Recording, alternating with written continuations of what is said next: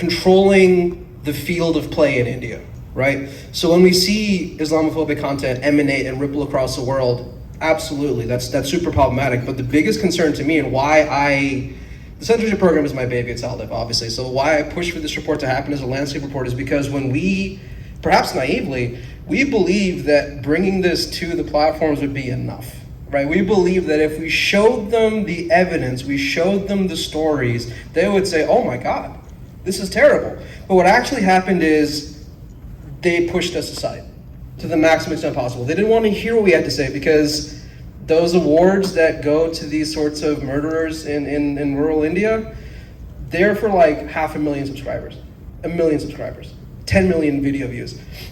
There's money behind this, right? And so I think when we talk about what we can do collectively, the more voices you have in a room, the harder it is to silence, right? And so I think to Ria's point, the advocacy for TRPA, the Transnational Repression Policy Act, yes, it was prompted by the tragic murder or assassination of Hardeep Singh Nijjar in Canada, but it's gaining momentum because we have developed, we meaning IAMC, SALDEF, Industry Human Rights, and our allies, we've developed this cadence of just constantly making sure that that institutions hear from us, that governments hear from us, that agencies hear from us. And so if the question is, to the original question, I think I remember it as, what can we do? What kind of interfaith strategies can we have? The biggest one is we have to stand together. We have to stand together because otherwise we get separated, we get divided, we get conquered, and then money is made by the people who do this to us. Just wanted to add one thing on that very specific bill, the Transnational Repression Policy Act. It's not just the Indian American community that is rallying behind this. I've met people from Hong Kong and from the Uyghur community, from like Honduras and Venezuela. It's literally all of the immigrant communities that we have here who are doing the work that we're doing in their different contexts. And so like this conversation, this paper that we've all been a part of, all of this isn't just about, you know, India and the US and picking on one country. It is about the fight for global democracy. And increasingly, one thing that we've been tiptoeing around it, but it has actually been coming up in some of these like bigger human rights spaces, is how we're also seeing this kind of censorship and repression of anti-Israeli speech, right? Like criticisms of the Israeli state. How is that coming into the conversation on transnational repression? So, you know, like we are just one piece of a really large puzzle to reclaim democracy around the world. And the only way we can do that is if we build solidarity across our many immigrant groups and within our Indian American community. Oh, this is great. And I want to sort of piggyback what Jyot said. Hate against one faith is hate against all of us. And so if we allow hate to happen in one faith, we're just saying, hey, we're going to be next. And so that's why it's so important for us to band together. And I'm so sorry, unfortunately, I have to head to another meeting, but you know, these three panelists will be able to stay. Maybe we can open it up to the audience for some questions, so that way you can answer the questions over there. Is that okay? Sure. Thank you. Yeah, go ahead. Hi, my name is Jay. I'm a Christian, and I want to thank all of you for speaking truth to power and you know, being a voice for that. Certainly the persecution of Christians in India is near and dear to my heart, and also to Sikhs and Muslims as well. Are there Desi or Desi Christian organizations here in the U.S. that you guys are working with? And if so, what are the organizations for my own education? Yeah, there's the Federation of Indian American Christians of North America, FIACONA. Yeah, so that's a broadly Christian group, and they like work on persecution of Christians across India. Happy to connect you to them. And then like if you are interested in what is happening in Manipur specifically, they're not an explicitly Christian group, but North American Manipur Tribal Association is a group of Kukizo people from Manipur who have formed, you know, in response to the conflict that has happened, because they're from the Kukizo community, most of them are Christian, and I think they're also a fantastic organization. We've also worked with, I think, International Christian Concern. Yeah. They're not explicitly an Indian Christian organization, but they do a lot of good work as well. And then Open Doors and World Evangelical Alliance, yes. IAMC and us, we did a stakeholder report with them for the Universal Periodic Review, the UN Human Rights Council, a few years ago. So they've also been great partners. But if you want an Indian Christian group, Viacona, yeah. Thank you all for what you shared, and also thank you, Safa, for your brave gesture earlier. Thank you. Speaking for myself, I wish I could have been able to do that. Thank you for doing that on behalf of me and perhaps some others too. So, many of the panels and the conversations this morning were really about the domestic South Asian American experience in the U.S. And a lot of what you all talked about really showed, sort of reflected that the lives of the various South Asian communities in the U.S. today aren't separate from what's happening, back back home or in the few seas away. And a question I hold, I work at the Bill and Melinda Gates Foundation and the foundation works in India and in Africa. And when we think about advocacy for the issues that the foundation works on, whether it's health, agriculture, all these issues, we think about who are the folks around the world who care about these issues and who are proximate to them. So naturally we think about diaspora communities in the US, given that the US and what happens in DC in terms of aid funding and so on has a big impact in what happens in Africa and India. So a general question I hold is, what is the extent to which you think Indian Americans are invested in and engaged in what happens back on the subcontinent? And what does that kind of civic engagement look like? I mean, you talked about in terms of issues around persecution, religious freedom, and so on, but yeah, I'll just leave it there. Yeah, that's a really interesting question. I'm sure Ria and Safa have interesting ideas. I think for me, this actually gets back to technology and then the way it's actually been able to sort of lower barriers for information to flow, right? And I think specifically of my own parents who raised me here and then moved back. And we stay in touch on WhatsApp.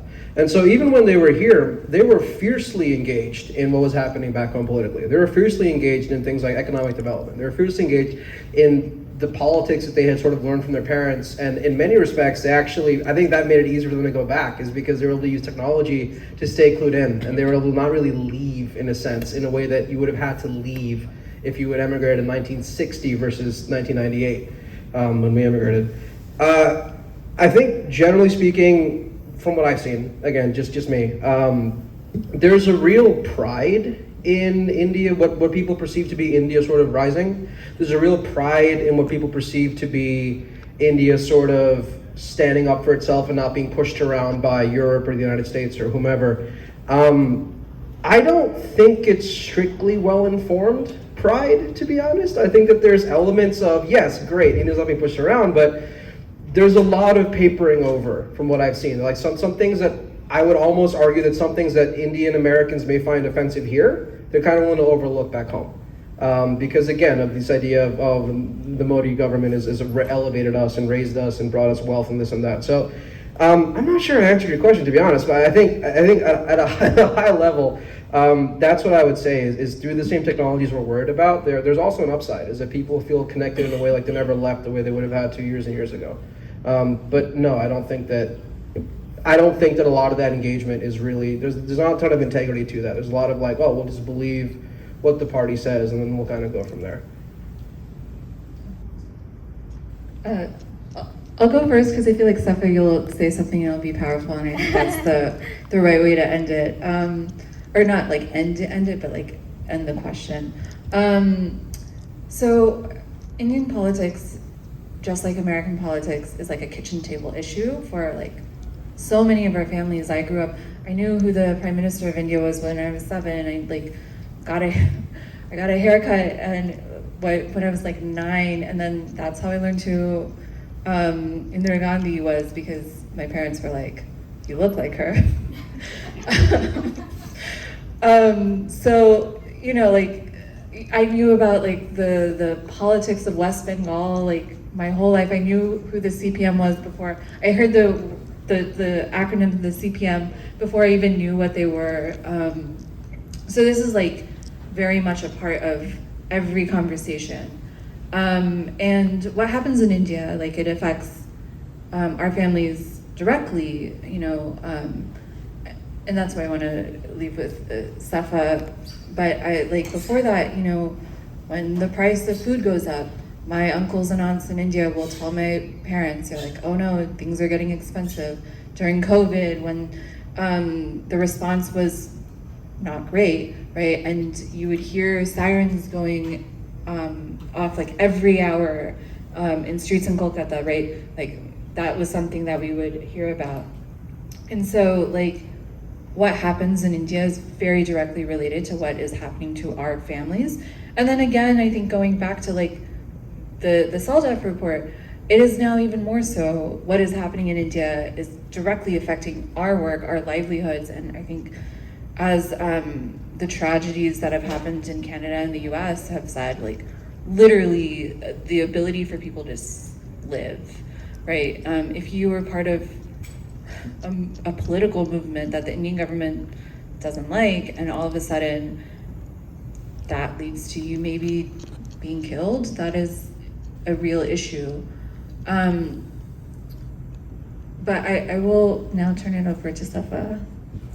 So I'll speak a little bit to young people getting more interested in what's happening in India, because I think one thing I can say quite proudly as Gen Z is that people my age and much younger than me too have a very strong grip on what social justice should look like, especially social justice and solidarity across continents, across the entire world. And I think I've seen a lot more of that coming out, especially after the genocide in Gaza really started picking up to this extreme degree. And I've seen a lot of young people getting arrested at these encampments and putting their bodies on the line to be, and their careers, their entire futures, their reputations, putting it all on the line for the sake of the people of Palestine. And a lot of these people are South Asians, and that's made me so incredibly proud to see, because these same South Asian kids are also seeing the parallels between what the Israeli government is doing and what the Indian government seeks to replicate against minorities in India. And I have seen them make those connections, and they've been speaking about it. Like for me, I am a point person in terms of media for my organization. They'll come to me and be like, hey, we want to host a teach-in on these parallels. Can you tell us more about it? And I've had casual conversations where more and more people are saying like, hey, I've noticed that there are some people who hold the Indian flag at these far-right events in the United States. What can we do about that? Because we know the vast majority of us do not believe in that. The vast majority of us stand on the side of human rights. And I'm so grateful to see that. I do think it is only going to increase in the next few years, especially as we grow more and more interconnected in our solidarity. But yeah, I think that does leave us on a bit of a brighter note, that people are taking notice and they are involved in many ways right now. I'll add one thing, just because you work for the Bill and Melinda Gates Foundation. I think that in the development world, we often, or I used to be in development, so not anymore. I think that the development world sometimes isolates their work from the human rights and the political context and where things are happening, right? And so it is incumbent on organizations like the Bill and Melinda Gates Foundation or other big development and global health organizations to think really hard about where are they doing the work and like what governments they're working with, what is the human rights impact, right? And so that is also a part of it, right? When you think about who are the people you're serving, what are the human rights situations? I think there are so many dictators who like to say that there's a trade-off between democracy or human rights and development. In Rwanda, Paul Kagame, in India, Modi, right? He says this all the time. And so that is another, I think, really important piece of feedback I would give, just because of who you work for. Any other questions? Yeah. It's hard for me to speak here because I'm a Jewish American woman married to a Hindu man from India. And as interfaith work, I've worked at HIAS, I've helped bring in many, many immigrants. We have a strong civil rights, progressive element in my family and for many Jewish families. But we're concerned. We're concerned by labels such as genocide being used in a certain way, and we feel not everyone is looking at a full and comprehensive history of that area of the world. And we're concerned about actions on campus that perhaps some of the students I know may perceive differently from those of you who are on the panel now. And what do you do to work in an interfaith way for more dialogue in those areas as well? Would you have a Jewish person on your panel? Would you look at different perspectives on what's happening in the last 6 months? You wanna start? Yeah, I was actually going to turn it to Jyot, but I can start. I'm happy to. I think part of this is, right, something that Jyot said earlier. You can't use one person as a representative of a whole community. And, part of the Jewish tradition, I don't need to explain this to you, is vigorous and constant dialogue, right? And so I would hope that, and I assume that is happening. I also want to acknowledge that anti-Semitism has been very real for a long time. There are a lot of Jewish students who feel unsafe right now. That being said, I think when we talk about what is happening in Gaza, and Safa and I have both called it a genocide, I think we're saying this grounded in human rights analyses from our colleagues at Human Rights Watch and Amnesty, who haven't called it a genocide, but have expressed concern that there is a risk of this. The Office of the High Commissioner of Human Rights has also said similar things. So, we're not using this word lightly. We're kind of taking a full account of the legal definitions and the actions that are taking place by the Israeli government. And then, the third part of this, right, is that it would be really a disservice, I think, to any faith community to conflate a government with a religious group. We see that with the Hindu community all the time, that there are people who want to conflate the Hindu American community with the Indian government, and not just the Indian government, one political party within the Indian government. And in that same way, the Jewish community is not the same as the Israeli government. It is not the same as the current people who are in charge of the Israeli government. There's a huge debate happening in Israel right now. There are protesters shutting down streets in Tel Aviv to demand a ceasefire to get the hostages out.